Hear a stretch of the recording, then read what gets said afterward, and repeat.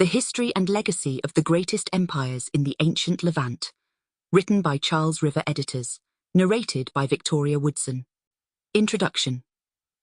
The pages of world history textbooks contain a litany of lost empires and civilizations, but usually, upon further review, it is revealed that these so-called lost empires are often just lesser-known cultures that had a less apparent impact on history than other more well-known civilizations. When one scours the pages of history for a civilization that was inexplicably lost, but had a great impact during its time, very few candidates can be found. But the Hittites are a notable example. In fact, the Hittites are an ancient people who remain somewhat enigmatic and perhaps little known to most people, but their influence on the ancient Near East is undeniable.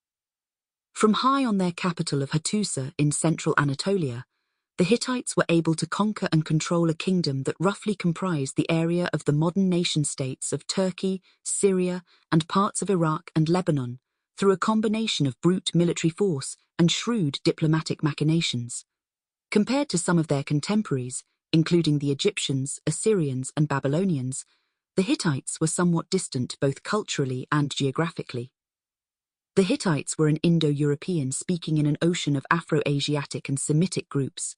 Their homeland was to the north of Mesopotamia, and it contained no major river like the Nile, Tigris, or Euphrates Rivers. The Hittite Empire was also far less enduring than its neighbours, as it only existed from about 1800 to 1200 BC, which was considerably shorter than most of the other major kingdoms of the Near East. With that said, the influence of the Hittites on the politics, economy, and overall situation of the ancient Near East cannot be understated. The Hittites were a force to be reckoned with while they existed. The sources used to reconstruct Hittite history and chronology are many and varied, and since the Hittites were a literate people who developed a fairly sophisticated corpus of literature, ancient Hittite archives can be used to reconstruct events. Unfortunately, the Hittites were not keen about dating their sources, so most of the dates are dependent on ancient Egyptian sources. The Egyptian sources also provide excellent details on events that either the Hittites refuse to mention in their own texts, have not been discovered yet, or have been lost to the ages. Of course, modern archaeology has also helped to fill in the knowledge about Hittite civilization, especially in regards to palace and religious life in the ancient capital of Hattusa.